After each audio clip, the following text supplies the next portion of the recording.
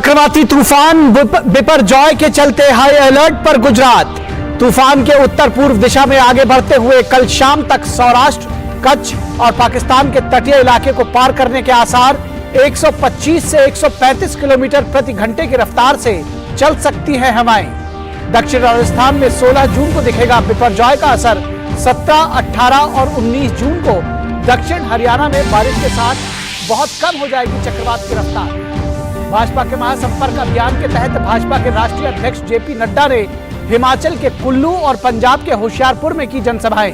कहा, पीएम मोदी के 9 वर्षों में वंशवाद से विकासवाद का परिवर्तन और वोट बैंक की राजनीति से रिपोर्ट कार्ड की राजनीति तक पहुंचाने का किया काम। 11 करोड़ 78 लाख किसानों को हर चौथे महीने दिए जा रहे हैं 2-2 हजार रुपए। केंद्रीय भारी उद्योग मंत्री महेंद्र नाथ पांडे ने केंद्र में नरेंद्र मोदी सरकार की 9 साल की उपलब्धियों का किया जिक्र। कहा, बीते 9 वर्षों में उद्योग जगत को तेजी से हुआ विकास। कहा, भय और लाल फीताशाही का हुआ खात्मा। सरकार ने ऑटो सेक्टर के लिए पीएलआई लॉन्च करने के साथ ही 25,938 करोड़ रुपए का दिया प्रोत्साहन। केंद्र में मोदी सरकार के 9 वर्ष पूरे होने पर जनजातीय मामलों के मंत्री अर्जुन मुंडा ने बताई अपने मंत्रालय की उपलब्धियां।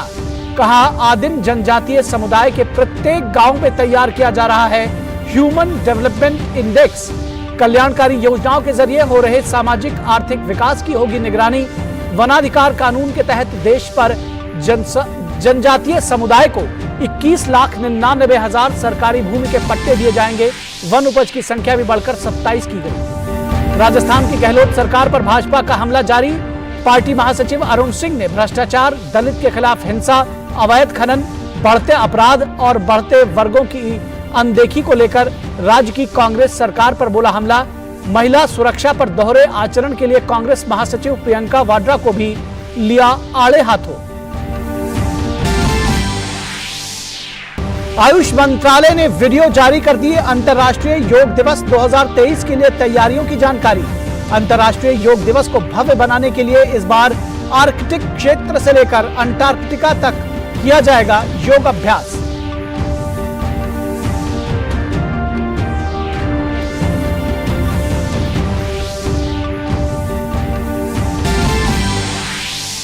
इंडोनेशिया ओपन में भारतीय बैडमिंटन स्टार्स के जीत का सिलसिला जारी। किदांबी श्रीकांत, लक्ष्य सेन और प्रियांशु राजावत ने अपने अपने मुकाबले जीतकर प्री क्वार्टर फाइनल में किया प्रवेश।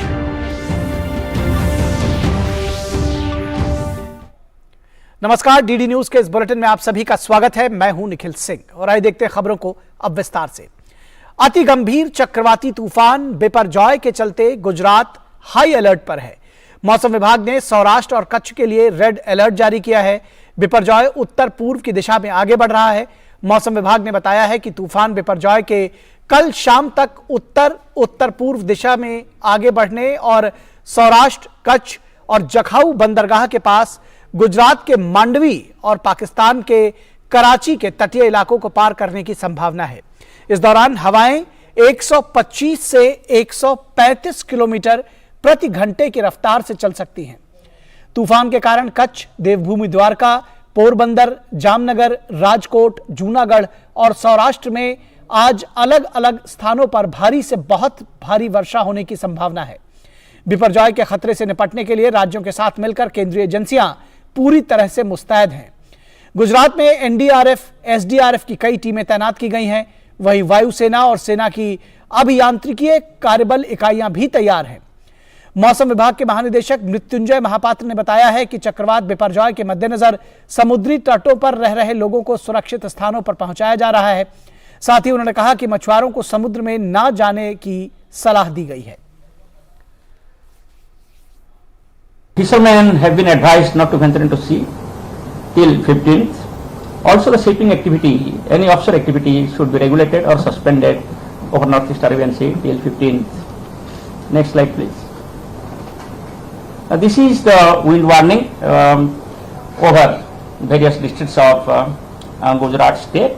You can find out that there is orange color warning for today over Kutch district and Devbhoomi Dwarka, Porbandar, Jamnagar, Rajkot, Gir Somnath districts.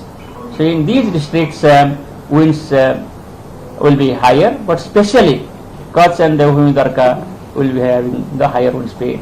And at present, wind speed is about 65 to 75 kilometers per hour, gusting to 85 kilometers per hour. The wind speed will gradually increase, and by the time it crosses the coast, it will be 125 to 135 kilometers per hour. That is from 15th afternoon. और गुजरात के मांडवी में तूफानी चक्रवात बिपरजॉय के कारण तेज हवाएं और ऊंची लहरें दिखाई दे रही हैं।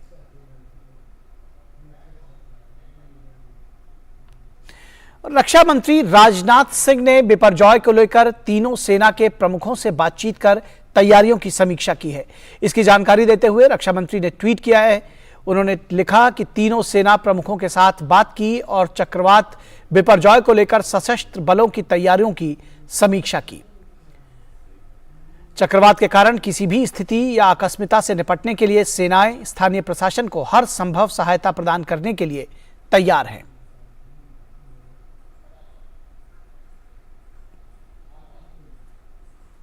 केंद्रीय स्वास्थ्य मंत्री मनसुख मांडविया ने गुजरात के कच्छ में अस्पतालों का निरीक्षण किया और उपलब्ध ऑक्सीजन, वेंटिलेटर और क्रिटिकल केयर बेड और अन्य आवश्यक स्वास्थ्य सुविधाओं को सुनिश्चित करने के लिए की गई तैयारियों की समीक्षा की। उनसे बात की हमारे संवाददाता तापस भट्टाचार्य ने।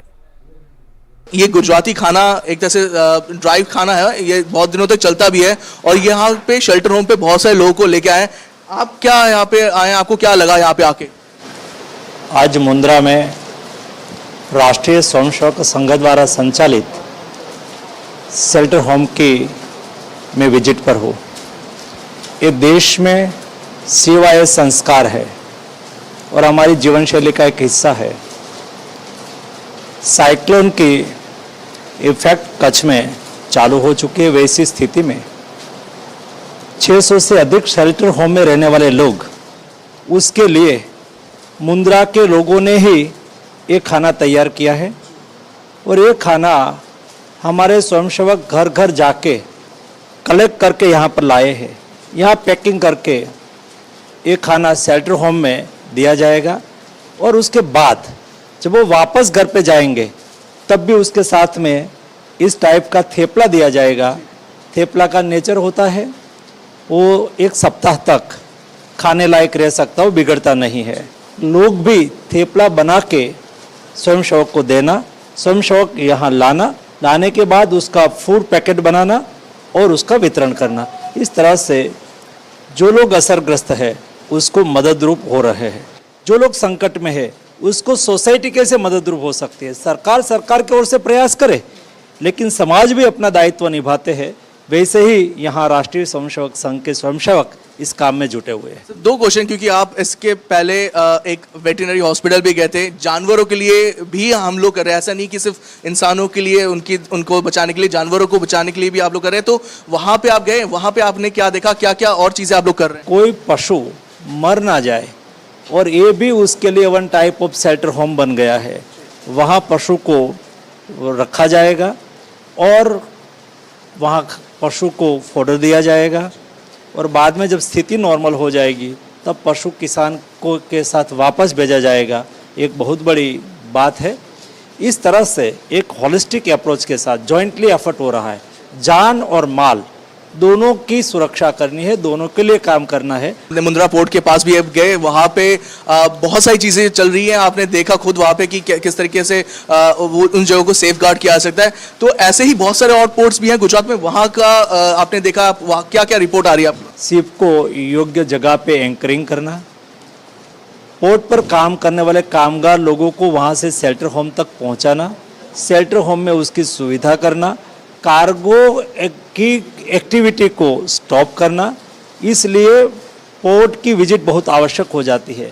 मैंने आज मुंद्रा पोर्ट का निरीक्षण किया। जिस तरह से प्रिकॉशन लिया गया है उसको देखते हुए साइक्लोन कितना भी तेज हो, वहाँ नुकसान कम से कम हो या ना हो, उसको ध्यान में रखते हुए तैयारी की गई है। बहुत बहुत शुक्रिया। हमसे बात करें तो ये थे केंद्रीय मंत्री जो बता रहे थे कि एक हॉलिस्टिक अप्रोच से आगे बढ़ा जा रहा है। सरकार कोशिश कर रही है कि जान माल का नुकसान कम से कम हो, खास तौर से जीरो कैजुअलिटी उनका मिशन है। कैमरा पर्सन भीम के साथ मैं तापस भट्टाचार्य, दूरदर्शन समाचार, गुजरात। और गुजरात के अमरेली में बेट के ग्रामीणों तक जरूरी सामान नावों से पहुंचाया जा रहा है। राज्य सरकार लगातार हालात पर नजर बनाए हुए है। पुलिस सभी शिविरों में सब्जियां और दूध सहित आवश्यक सामान वितरित कर रही है।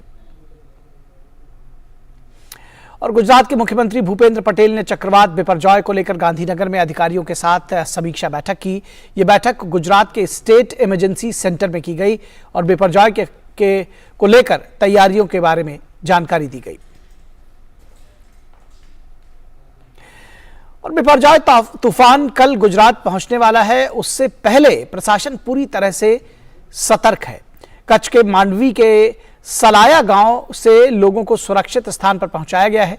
एनडीआरएफ की टीमों ने तूफान के पहुंचने से पहले ही गांव को खाली करा लिया है। सभी ग्रामीणों को सुरक्षित स्थान पर पहुंचाया गया।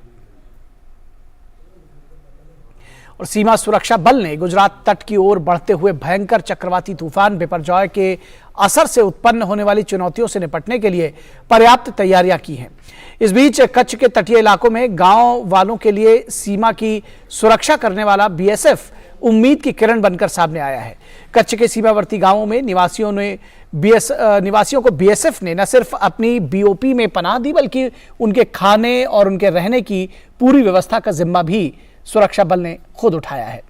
इस बारे में बीएसएफ इंस्पेक्टर जयप्रकाश और कच्छ के तटीय गांवों के स्थानीय निवासियों ने डीडी न्यूज से विशेष बातचीत की। बीएसएफ ने राहत बचाव का कार्य पहले से शुरू किया है।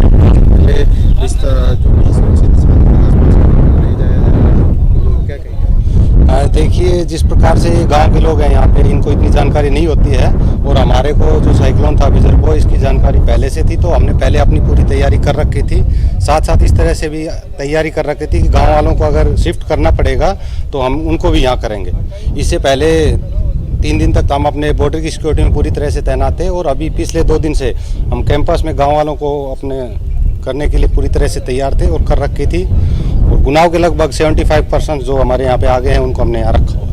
और जैसा कि बिपरजॉय जो तूफान है, साइक्लोन है, वो हमारे इस इलाके में टकराने वाला है, उसके लिए हमने पहले से ही पूरी तैयारी कर रखी थी। साथ में नज़दीक में जितने भी गांव के लोग हैं उनको सबको बता रखा था कि हमारे कैंप के दरवाजे तूफान के दौरान किसी भी स्थिति में आपके लिए खुले हैं, आप कभी भी आइए। तो उसी में आज तूफान का जो तेज आंधी का दौर शुरू हो गया, उसमें 75 आदमी, बच्चे और लेडीज़ मिला के इसमें कैंप में हमने शिफ्ट कर दिया है। उनके यहाँ पे खाने पीने की सारी सुविधाएं हमने अवेलेबल करा दी हैं। हम बॉर्डर की सुरक्षा तो कर ही रहे हैं, उसके साथ साथ इसके लिए भी हम हमेशा तैयार हैं।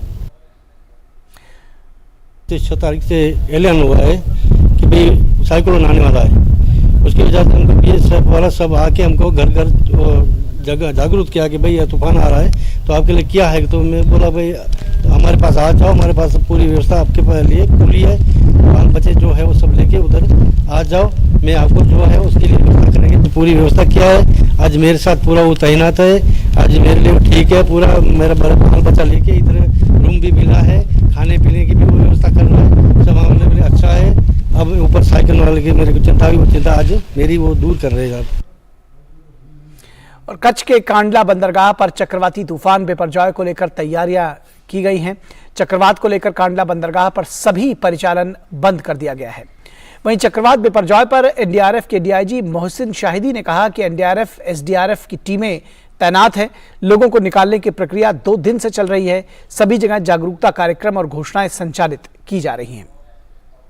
बड़े पैमाने पर इवैक्यूएशन की कार्रवाई की गई है। पिछले 2 दिन से ये कार्रवाई चल रही है और तकरीबन 45,000 से ज़्यादा लोग इवैक्यूएट कर दिए गए हैं सुरक्षित स्थानों पर। आगे हमारा इम्पोर्टेंट जो फोकस एरिया है वो ये है कि लैंडफॉल होने तक जो कम्युनिटी है, लोग हैं, वो कन्फाइंड रहें, घर में रहें। इसके लिए कम्युनिटी अवेयरनेस प्रोग्राम चलाए जा रहे हैं, अनाउंसमेंट्स किए जा रहे हैं और एक बार लैंडफॉल जब होगा कल, उसके बाद एक जनरल अप्रिसिएशन किया जाएगा कि क्या कार्रवाई करनी है हमें। अगर लो लाइंग एरियाज में कोई फ्लडिंग होती है तो उसके लिए हमारी टीम तैनात रहेगी। और गुजरात के कच्छ में चक्रवात बिपरजॉय का प्रभाव देखने को मिल रहा है। यहाँ कई इलाकों में बारिश शुरू हो गई है। ये इस वक्त की ताज़ा तस्वीरें हैं जिसमें साफ नजर आ रहा है कि कैसे तेज हवाओं के साथ बारिश हो रही है। तो चक्रवात बिपरजॉय का जो असर है उसकी शुरुआत हो चुकी है और आने वाले तूफान के संभावित भयानक प्रभाव को देखते हुए द्वारका देवस्थान समिति ने गुजरात के द्वारकाधीश मंदिर को बंद रखने का निर्णय लिया है। हालांकि पुजारी परिवार के द्वारा श्री जी की सभी नियमित सेवाएं हमेशा की तरह जारी रहेंगी। इस बीच भक्त गुरुवार को ऑफिशियल वेबसाइट www.dwarkadhish.org और संस्था के अन्य अधिकृत सोशल मीडिया के प्लेटफॉर्म्स के जरिए ऑनलाइन दर्शन कर सकेंगे। यहां का जायजा लिया हमारे संवाददाता राजेश रूपारिया ने। दीपोत्सव की जो संभावित असर द्वारका में होने वाली है उसके बारे में द्वारका देवस्थान समिति ने एक निर्णय लिया है। द्वारकाधीश जगत मंदिर कल पूरे दिन तक बंद रहेगा। दर्शनार्थियों, प्रवासियों, भाविकों के लिए मंदिर बंद रखने की सूचना आज एक प्रेस कॉन्फ्रेंस में द्वारका के एसडीएम प्रात कलसानिया ने दी है। और ये मंदिर में जो नित्य क्रम में भगवान के श्री जी के वो सेवा पूजा 11 बार भगवान को भोग लगता है, 4 बार आरती होती है, वो सब नित्य पूजा क्रम है वो चालू रहेगा। लेकिन दर्शनार्थियों के लिए कल मंदिर के द्वार बंद रहने वाले हैं। दूरदर्शन न्यूज राजेश रूपारेलिया, द्वारका। और आपदा के नहीं है, कोची है, इन जगहों पे इसके फायदे हमें पहले भी देखने को मिले हैं। और कोविड में तो जिस समय कोविड आया था उस समय करीबन हमारे 60 से 70 ICCC बन गए थे। सारे ICCC जो है कन्वर्ट हो गए थे वॉर रूम में। वहीं पे सभी जो है सरकारी एजेंसीज, चाहे वो पुलिस हो, हेल्थ हो, कलेक्टर की एजेंसी हो, चाहे वो म्यूनिसिपल कमिश्नर हो उनकी एजेंसी हो, म्यूनिसिपल कॉर्पोरेशंस के स्टाफ हो, या प्राइवेट एजेंसीज भी थे, कई हॉस्पिटल के प्रतिनिधि भी थे, कई सारे जो एम्बुलेंस प्रोवाइडर्स हैं उनके प्रतिनिधि भी थे, और सब एकजुट होकर उन्होंने पूरा मैनेजमेंट किया। अरब सागर से सटे गुजरात के तट पर चक्रवात से 2 से 3 मीटर की लहरें उठ रही हैं। दूसरी तरफ प्रशासन भी मुस्तैदी से आपदा का सामना करने में जुटा हुआ है।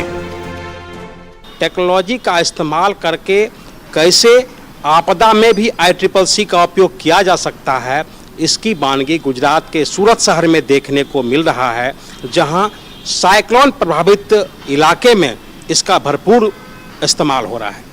कैमरामैन किशन चंद के साथ धीरज कुमार, डेली न्यूज, दिल्ली। और आयुष मंत्रालय ने अंतर्राष्ट्रीय योग दिवस 2023 के लिए भव्य तैयारियां की है। देश के साथ साथ दुनिया भर में योग दिवस पर कई आयोजन होंगे। आयुष मंत्रालय ने अपने एक ट्वीट में वीडियो जारी कर जानकारी दी है कि अंतर्राष्ट्रीय योग दिवस को भव्य बनाने के लिए इस बार आर्कटिक क्षेत्र से लेकर अंटार्कटिक तक योग अभ्यास किया जाएगा। आर्कटिक में सॉलबार्ड में स्थित भारतीय अनुसंधान बेस हिमाद्री और अंटार्कटिक में भारतीय अनुसंधान बेस भारतीय योगा अभ्यास का प्रदर्शन आयोजित किया जाएगा। विदेश मंत्री डॉक्टर एस जयशंकर ने दिल्ली में अमेरिका के राष्ट्रीय सुरक्षा सलाहकार जेफ सुल्लिवन से मुलाकात की। प्रधानमंत्री नरेंद्र मोदी की अगले हफ्ते होने जा रही अमेरिका दौरे के मद्देनजर ये मुलाकात काफी अहम मानी जा रही है। मुलाकात के बाद विदेश मंत्री डॉक्टर एस जयशंकर ने बताया कि उन्होंने पीएम मोदी की अमेरिका यात्रा को ध्यान में रखते हुए अमेरिकी NSA से बातचीत की है। उन्होंने कहा कि दोनों के बीच भारत अमेरिका साझेदारी के दृष्टिकोण से वैश्विक रणनीति विकास पर भी चर्चा की गई। अमेरिका के राष्ट्रीय सुरक्षा सलाहकार मंगलवार को भारत पहुंचे और उन्होंने पीएम मोदी से भी मुलाकात की थी। राष्ट्रीय सुरक्षा सलाहकार अजीत डोवाल ने अमेरिका के राष्ट्रीय सुरक्षा सलाहकार जैक सुलिवन से राजधानी दिल्ली में प्रतिनिधिमंडल स्तर की बैठक की।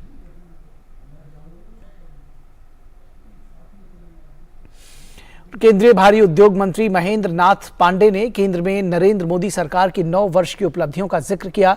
उन्होंने कहा कि बीते 9 वर्षों के दौरान उद्योग जगत का तेजी से विकास हुआ है, भय और लाल फीताशाही खत्म हुई है। उन्होंने कहा कि सरकार ने ऑटो सेक्टर के लिए PLI लॉन्च किया और उन्हें 25,938 करोड़ रुपए का प्रोत्साहन दिया गया। इस सेक्टर ने 75,000 करोड़ रुपए के निवेश को आकर्षित किया। उन्होंने बताया कि प्रधानमंत्री सुरक्षा बीमा योजना में 28 करोड़ 37 लाख लोग कवर हुए हैं और अटल पेंशन योजना में 4 करोड़ से अधिक लोगों को लाभ मिला है। हमने ऑटो PLI लॉन्च किया जिसमें हमने 25,938 करोड़ रुपए का उनको इंसेंटिव देने की पहल की। 75,000 करोड़ के लगभग इसमें निवेश हमारे देश में आया। लगभग 1,48,000 रोजगार, ये तो प्रत्यक्ष रोजगार, तो लगभग 7 लाख रोजगार का इसमें ये है जो नयापन, यह जो एक पहल PLI स्कीम से इस देश में आई है। 50 गीगावाट की ACC बैटरी हिंदुस्तान में, आज अभी हिंदुस्तान में एक भी गीगावाट बैटरी नहीं बनती है। माननीय नरेंद्र मोदी जी ने, उनकी लीडरशिप में भारत सरकार ने तय किया कि हम 50 गीगावाट बनाएंगे। जनजातीय मामलों के केंद्रीय मंत्री अर्जुन मुंडा ने कहा कि जनजातीय समूह के विकास और उत्थान के लिए पिछले 9 वर्षों में केंद्र की मोदी सरकार ने कई उपलब्धियां हासिल की हैं। उन्होंने कहा कि आदिवासी इलाकों में शिक्षा को बढ़ावा देने के लिए केंद्र सरकार 38,000 नए अध्यापकों की नियुक्ति करेगी। ब्लॉक स्तर पर आवासीय स्कूल खोले जाएंगे। यही नहीं, आदिम जनजातीय समुदाय के प्रत्येक गांव में ह्यूमन डेवलपमेंट इंडेक्स तैयार किया जा रहा है।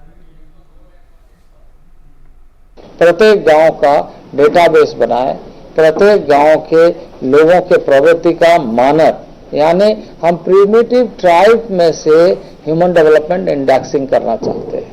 तो उसका ह्यूमन डेवलपमेंट इंडेक्स वहां पर कैसे हो रहा है और उसमें हम किस तरीके से चीजों को जोड़ते जा रहे हैं। तो ये 15,000 करोड़ का जो राशि है वो स्पेशल फॉर प्रिमिटिव ट्राइब्स है।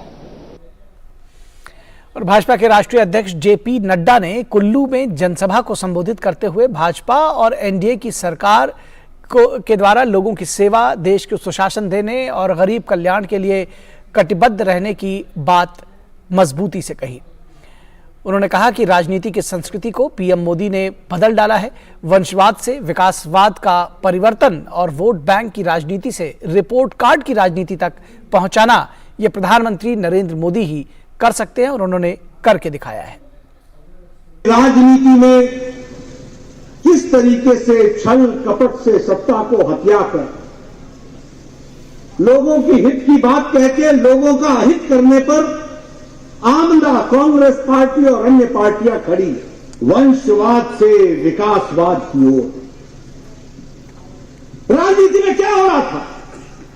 मैं, मेरा बेटा, मेरी बहू, मेरा दामाद, बाद में मेरा पोता, यही पार्टियां बन गई और यही है।